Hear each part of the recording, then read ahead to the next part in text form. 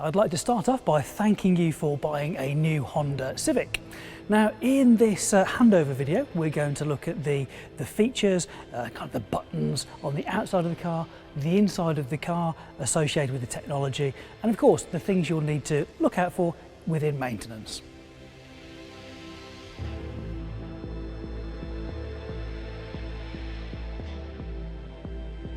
When it comes to unlocking and locking your Civic, all you need to do is use your remote. So in the middle position we have an unlock button, so when we press that it will unlock the car so I can open the door, and when we want to lock the car just simply press the top button. Now we have another couple of almost hidden features on here. So the car's locked at the moment, but what we can do, we can get it to fold in the door mirrors for us. So all we do, we'd press the lock button and then we press and hold it a second time. This will wind in the door mirrors for us. Now, if we unlock the car and press that unlock button again, it will wind the windows down for us. So this is particularly useful on a warm day when we're approaching the car to let that heat out of the cabin. Now, what you'll notice is the door mirrors haven't actually unwound at this point because we haven't opened the door. So if we do, you'll see that that door mirror is now wound out, ready for you to carry on driving. On the locking procedure, if we press it once, it locks the car, but we've forgotten to put the windows up, just press it again and hold it. And at any point you want the windows to stop for any reason, just take your finger off the remote. Under the bonnet there are a number of items that you just need to keep a regular check on. So first of all, we do need to open the bonnet. Down by the driver's right foot you'll see a little lever. We'll give that a pull, and of course the bonnet is now open. When we get to the front of the vehicle, what you'll find is slightly to our left of the centre is a little lever that we can just push across to release the catch, and then we can pop the bonnet stay up. Now the items that you're going to want to keep an eye on, working from the left hand side, is your screen wash fluid, so that has a blue cap on it.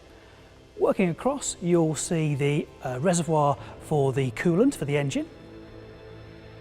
The next point along is for the brake fluid. So again, just keep an eye on the levels there, just as the coolant you would do. And then we have our dipstick for the oil.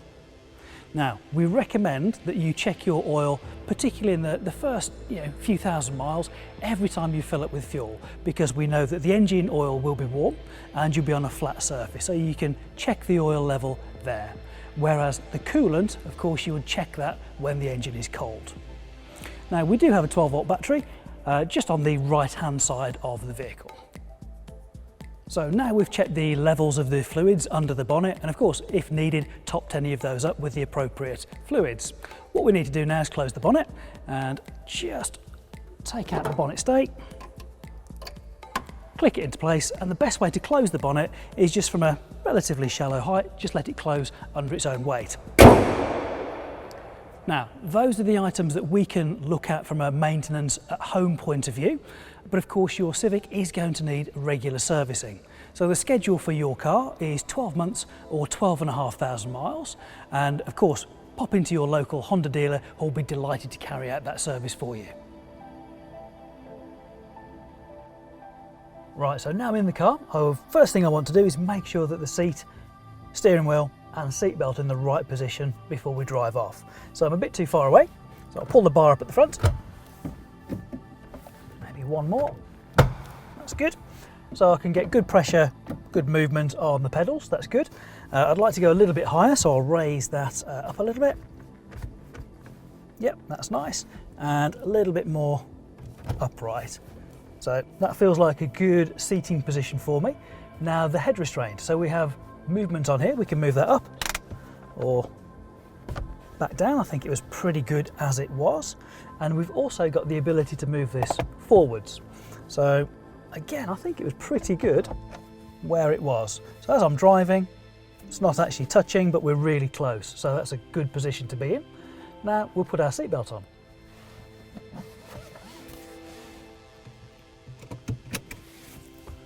So I think, yeah, that might be a little bit high, so on the B pillar we can actually adjust that.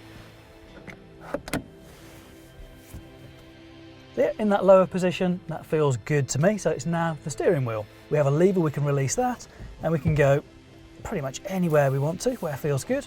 About there, lock it off again. So now we're all good to go. Now that we've got our seat and seat belt adjusted, we'll go through the procedure for actually getting moving. So keys in the ignition, we pop it through the accessory position to ignition, and obviously we can fire the car up. Because it's an automatic, we need a foot on the foot brake, and that'll allow us to take it from park, a little button at the front, we just flip that up, it'll go through reverse, through neutral, into D, ready to drive off. And of course, if you want a bit more acceleration, you can pop it into sport mode, so we've got S denoting that there. Either of those, anytime you want to switch between the two, you can do that while you're driving, not a problem at all. I'll just pop it back into park for the moment, but that's our gear shifting all sorted out. Because this has got the CVT operation, what you can do as well, you can actually use the paddles behind the steering wheel to encourage a rev change as we're driving along in the sort of 7-speed CVT mode. Right by the gear shift, we've got our brake hold and electronic parking brake. So I'm just going to put my seatbelt back on again. Now, before I drive off, I'd personally want to press my brake hold and put that on, because what this is going to do for me, it means I don't actually need to use the electronic parking brake while I'm driving. So if I was in D, driving off, come to some traffic lights, use my foot brake to slow me down, come down to 0 miles an hour, the car actually holds my brakes on for me, using hydraulic pressure at all 4 corners of the car. And as soon as I want to drive away, I just tap on the accelerator, drive away, and it releases the brakes for me. If I didn't want to use the brake hold, of course I could do it the traditional way and pull up on the parking brake to apply it and push down on it to release the parking brake. Now, on the left hand side of the shift lever, we have another couple of buttons, both relating to furthering your economy of the car. So the Econ button, that will soften the throttle response. So as a driver, you'll need to use more throttle movement or accelerator movement, which encourages us to drive more economically, which will improve fuel economy and lower our emissions as well. What it also does, it will increase the efficiency of things like air conditioning and cruise control. So a great feature to have on. You can select that and deselect it at your choice. Further up on the console, we have the idle stop button to turn it off. So the default is for this to be on, because again, it will save you fuel. So the way that this works is when you're driving along, and if you come to a stop, it may actually pause the engine.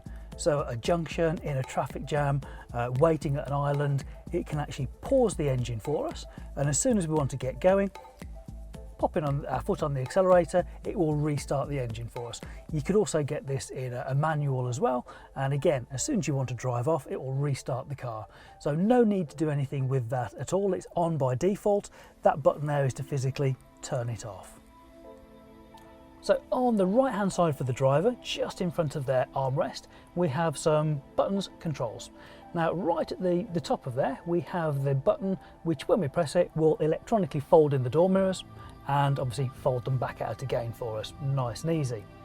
When it comes to adjusting the angle of the mirrors inside those door mirrors, we have a little selector switch. When we slide it to the left, it'll actually allow us to adjust the left hand mirror by the little 4-way pad underneath it. Slide it through the center position, then over to the right, and it will allow us to adjust the driver's mirror, obviously once we've got our seating position correct.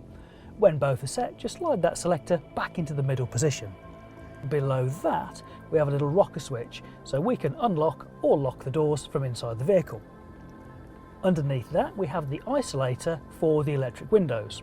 So when we've pressed that and we have a little illumination in the switch, that means that only the driver's window can be sent up or down. When there's no light on there, everybody has individual control of their individual windows. On this car, all 4 windows are auto up and auto down. So we have a couple of positions.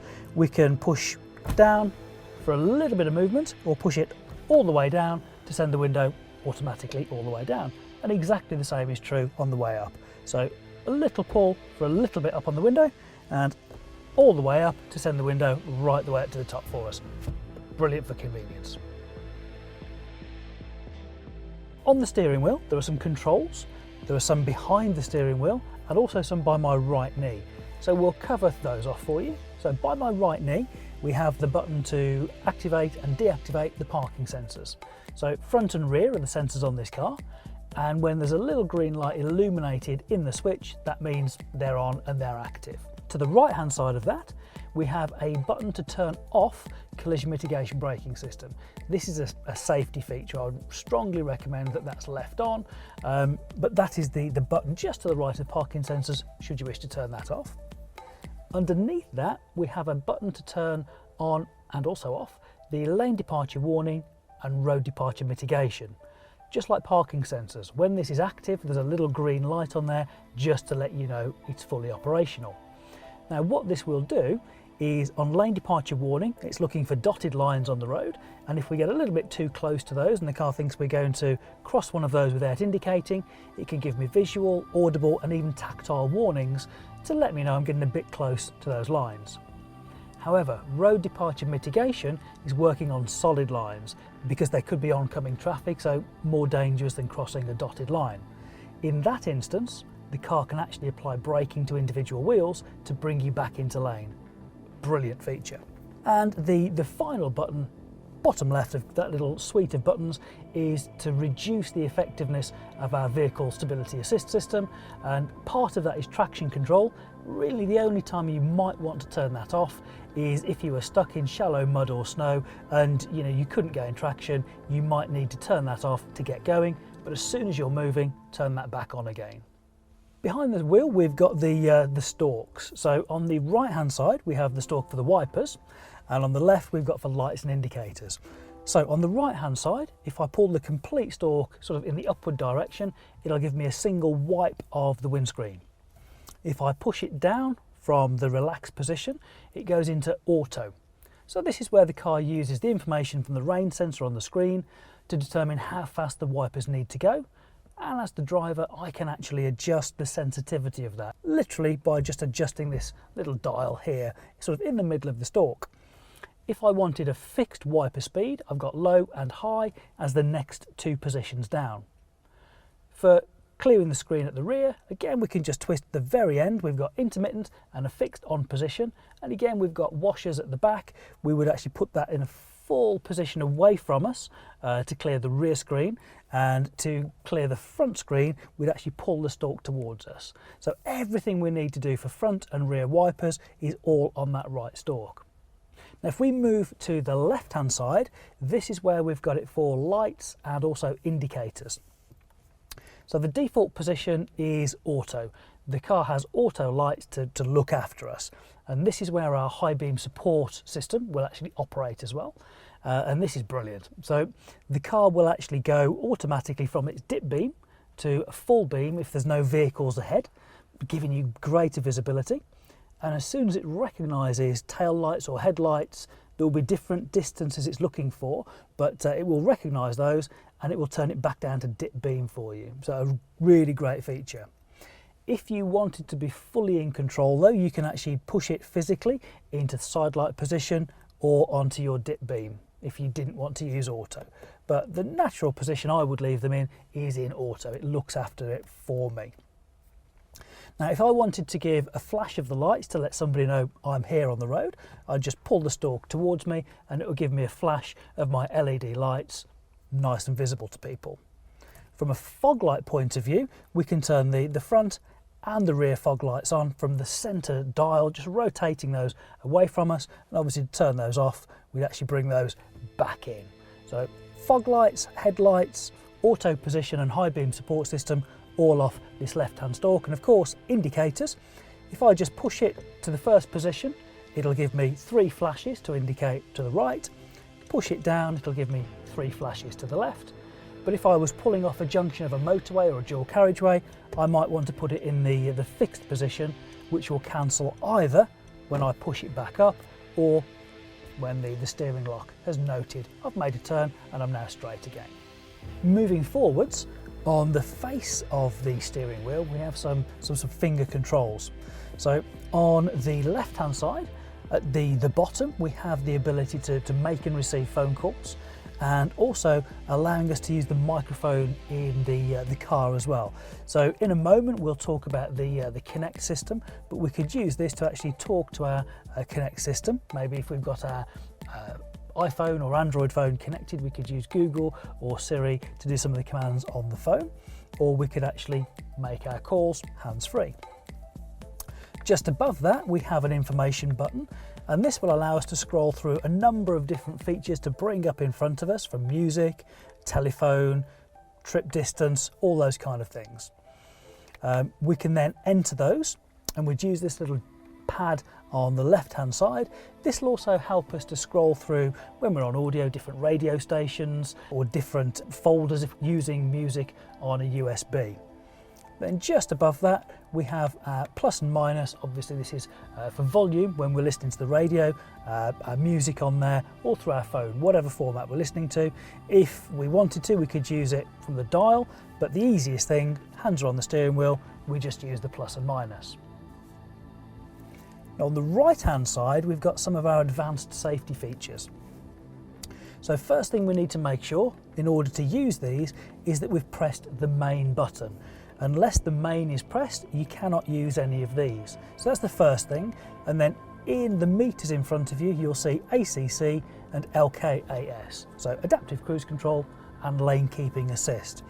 That means they're available to us. That doesn't mean they're actually on yet. So what we can do is we can cycle through a number of things.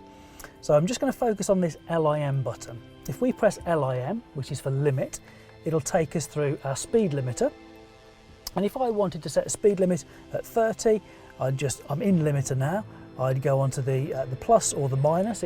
Because we're stationary, the starting point is 18, so I just keep my finger on there, it's gone to 30, and now that is my speed limiter set to 30 miles an hour. So through acceleration, unless I go 100% full throttle, we're not going to go over 30 miles an hour. If we press limit again, it gives you the intelligent speed limiter. So this uses the cameras at the top with traffic sign recognition to read speed signs on a circle sign. So if you get a temporary one on a yellow background which is rectangular, it won't pick those up, but anywhere there's a normal speed sign, and when we've pressed set, this will now look for the speed sign, pop it onto the dashboard of the car and limit me to that speed that we're in at the time. Really, really useful. So now we're back at the ACC, that gives us the ability to actually now use the intelligent adaptive cruise control. Now this is the feature that takes our traditional cruise control and makes it usable for everyday life now. So traditionally with cruise control, if you set it to 60 miles an hour, but there's a car in front doing 50, you'd have to lower it down or cancel it, then resume it, all a bit of a faff. So now what we do when we're driving along, we'd get to the speed we want, we'd press the set button at the bottom and it would set it at that speed. However, if we were doing 50 but we're on a motorway, we could actually increase that to 70. Because what it will do, it will actually see the vehicle in front because we have a radar system on here, and it will not allow us to get closer to the vehicle in front than the seconds worth of gap that we've set. Now on this car, on the right hand side, we have 1, 2, 3 and 4 bars. They're roughly like a 1, 1.5, 2 and a 3-second gap between us and the vehicle in front. What it will also do is predict if people are going to cut into your lane, because it's using all of the cameras on the car. So we have predictive cut-in as well, which makes it even smoother when we're driving. So it doesn't have to get really hard on the brakes when somebody pulls in front of us. And because this is an automatic transmission, we have low speed follow as part of the adaptive cruise control as well, which means this function will work all the way down to 0 miles an hour.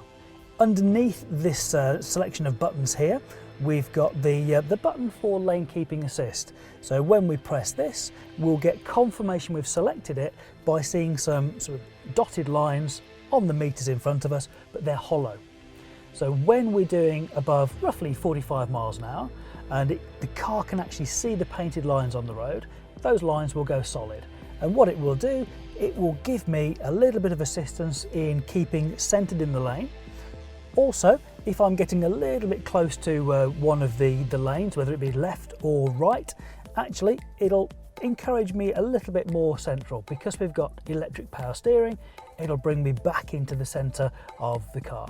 Of course, this doesn't mean you can drive with your hands off the wheel. You do need to have your hands on the wheel. It's just to give you extra assistance to actually reduce, again, the fatigue of driving on those dual carriageways and motorway situations. So to get the perfect temperature inside the car, our climate control features are just down here. So first of all, we have our on-off button. Now this is for the actual fan itself. So now we can see turning it on, we've got 21 degrees in the top corners of our Connect screen. Just turn that off for a moment. Next button along is our recirculate. So what this will allow is just the air inside the cabin to keep being temperature controlled and dehumidified if we've actually got the air conditioning on. When the orange or amber light's not actually on there, that means we've got fresh air coming in, so the choice is yours. Next button along, it says rear, and you've got a picture representing the rear screen and also the door mirrors. So this will activate the heater elements in all three of those to defrost them, de-ice them, whatever. Then you have the button with front written on it. What this does, it puts all of the efforts into the climate control to actually defrost, defog that front screen. Now either side of this, we'll just turn our fan back on again. We can change the temperature with these dials on the right hand side for the driver and the left hand side for the passenger. Now we've got 17.5 over there for the passenger, 23 for the driver. If I'm in here by myself, I can actually push the sync button and it will take both of them to 23 degrees and I control them together. Now on the right hand one we have push for auto. What auto does, it automatically looks at the temperature I want and figures out the best ventilation system to achieve that for me and also the best fan speed. So we've got those explained down there. Just above it we have fan speed for down and up, which is great. So I can do everything down here. But if I press the climate button, that brings up a complete screen here where I can turn my compressor on or off. I've got the different modes for where we want the actual air to come through the vents, and again I can change the fan speed using these controls here. So we have the ability to use this screen but also the buttons down here, and to get rid of it either a timer will set it off or press the climate control button again and it will bring back our home screen for Connect. So now we're actually looking at the home screen for the Connect infotainment system. We can see we've got various tabs that we can actually use on the screen, and we've got some physical keys on the right hand side we can use for those most sort of popular features. From this main screen we're going to take these one by one and give you a bit of an introduction to what they're going to do for you. So top left hand corner is navigation. When we go into navigation, if you've used a Garmin type system before, it's going to be 95% the same. However, we have put some extra Honda detail in there for you. So we have our mapping, it's ready to navigate, and we press the magnifying glass, and what we can see is we can put a postcode in or a place we want to go to, but we've also got Honda dealers. So if you were wanting to go to a local dealer in an area you're not used to, you can go into there, all the addresses are preset in for you. However, one of the things a lot of people like to do is set the home address. So the easiest way is to press the Go Home button, and because there's nothing in there at the moment, we've got three choices. We can enter my address by using maybe postcode or physical address. We can use the current location where we are now, so if I was on my driveway that would be perfect, and choose from recently found destinations. So I'm going to assume I'm on my driveway, press use current location, and that's it stored. The next time I'm away from home, press the Go Home button, it will navigate me back home. Really, really easy. So from the home screen, I could have pressed navigation or actually pressed the map button on there. It would take me exactly to the same place. So the next feature down is phone. First thing we need to do though is make that Bluetooth connection. So I'll take my phone and I'll press telephone on this side, could have pressed phone on there, and it says that no phone is paired. Would I like to add one? So yes please. It tells me to go into my Bluetooth, so I'll open up Bluetooth on my phone, and what we need to do is actually search for a new phone. So let's just tap on that, continue because we're discoverable, and we can see iPhone. So if you have a name for your phone, that's what will pop up there. So there's a code on there, just make sure it's the same code on the phone. Yes it is, so I press pair on my phone. There we go. Priority device settings, Fantastic for my phone, so making sure that this is the priority phone, and now we can see my phone's connected. We have Bluetooth at the top and also the signal strength. So now we've actually got the phone connected, we can make and receive calls hands-free using the buttons on the steering wheel. And the next one down is settings. So in there we can personalize this system to us, whether that's audio settings, system settings, which is about connect, vehicle settings, about the way that's going to operate, or even Bluetooth and Wi-Fi connections. So one thing I will just point out is in vehicle, we've got our deflation warning system. So if you've had that little icon come up on the dash and you've checked the tyre pressures and they're all okay, maybe it's just a temperature change from yesterday to today, so it's seeing a different pressure inside the tyres. What we can do, once we've checked it and there's no punctures in the car, what we can do, press deflation warning system, press initialize, that will allow it to reset. It'll now recalibrate when I start driving and that warning light will have gone out. In the bottom left hand corner of the Connect screen is the AHA icon. This is a pre-installed app. It's an audio app, and what it allows you to do when you've created an account to listen to podcasts, audiobooks, or even radio stations through the Wi-Fi network, because we've tethered it to our phone inside the vehicle. So if you were listening to Radio 1 or Radio 2, whether that's through digital radio or FM, you can listen to it pretty much anywhere in the UK.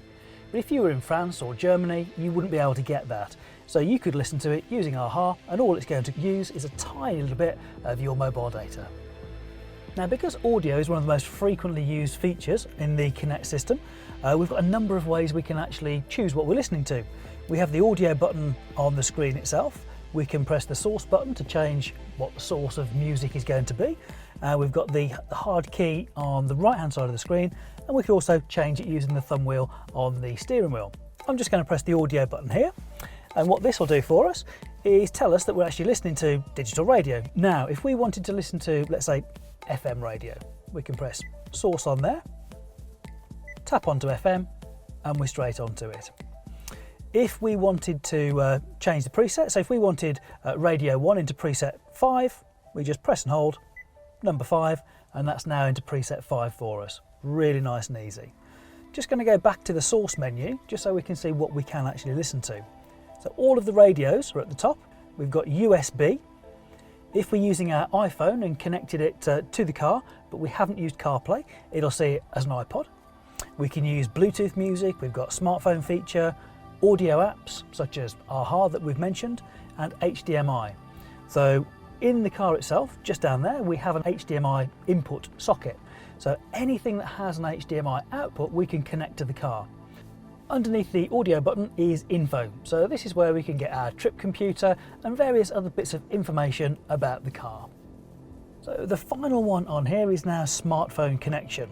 So at the moment, the car doesn't know whether I'm going to connect an Android phone or an iPhone. So I'll take my phone. I'm going to get my cable ready and press the smartphone connection button. What it's telling me is that when it's safe, make sure that I'm connecting it using the USB lead, and that the other end is actually plugged in to the USB port that has a picture of a smartphone on it. Now we're here, it's asking me, do I want to enable this feature once or always? Well, as this is my car, I'm going to go always. So now we've got that, the screen goes into CarPlay, and it brings up basically my phone, or at least the features on my phone that are suitable for using while I'm driving. And the final soft touch button on the screen itself is TA. So this is for traffic announcements.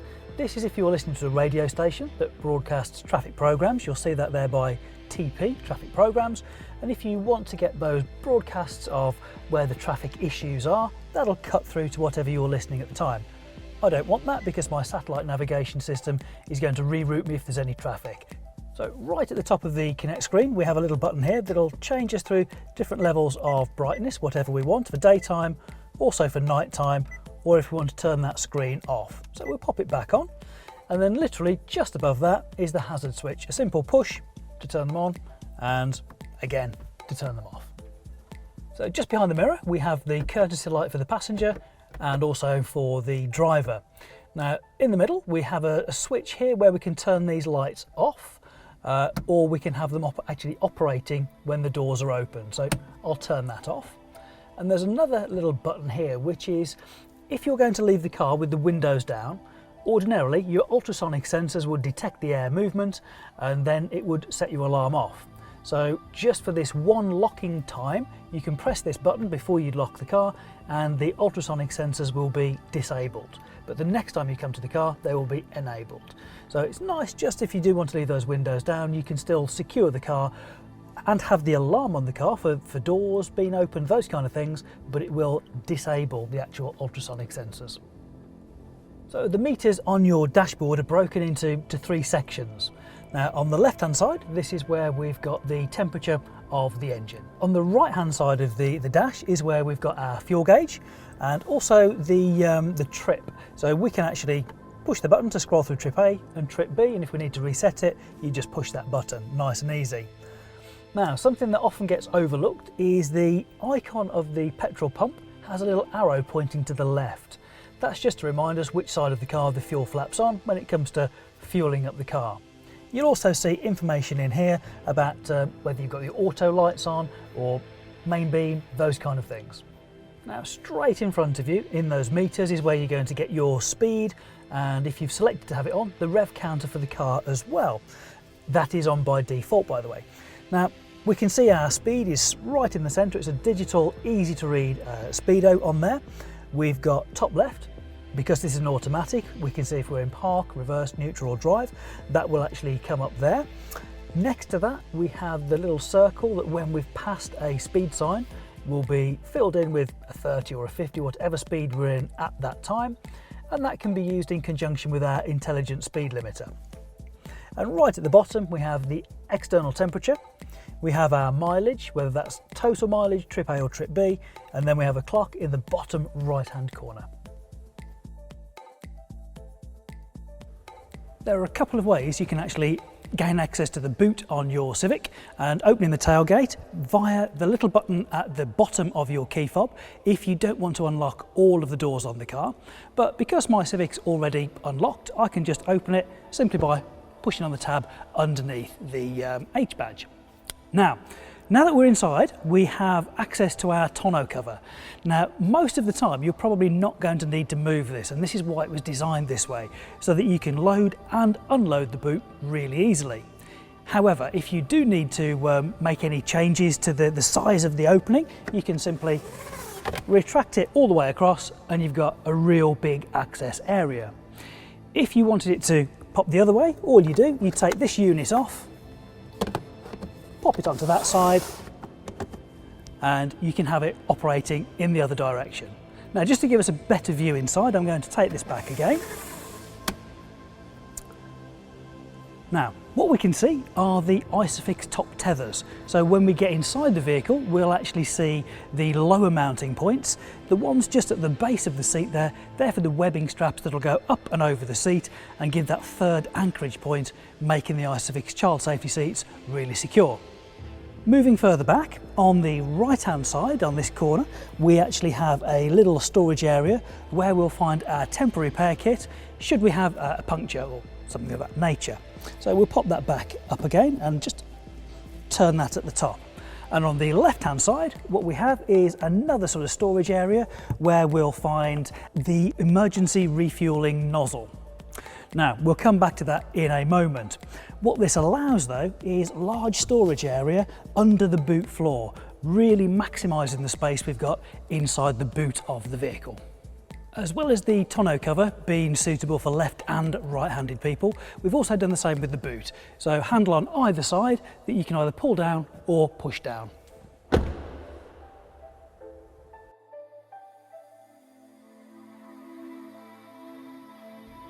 Providing your Civic is unlocked, then all we do is just push on the fuel flap to open it, and we have our capless refueling. So when we pop the nozzle in at the petrol station, of course we can start filling. Leave it for about 5 seconds though after you've clicked off the lever before you take it out, and then it's as simple as that, just close the lid. Now, if you ever run out of fuel, there is an emergency fueling nozzle that we've just seen in the boot, because it's entirely possible that your fuel can may not actually fit directly into the capless system. So all we would do is fit the little nozzle into the car itself so we can then fill up using a jerry can.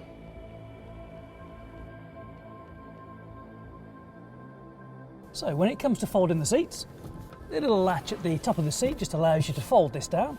Obviously we have a 60-40 split, so exactly the same would be on the other side as well, for the passenger side. And to fold it back up, just the simple action. Now while we're here, we also have the centre armrest, and it has cup holders in there with 2 different sizes for 2 different sized drinks. So to make sure that any child seats that are in the car, be iSize or Isofix, are fitted as securely as possible, we have these 2 points down here where it will actually lock into the physical car, and we saw the top tether point when we were in the boot, and that's where that 3rd point will attach, making it as secure as possible. To activate the child locks, simply push the lever down. Now that means on this rear door it can only be opened from the outside. If we want to turn it off, this means that it can now be opened from the lever inside and also outside.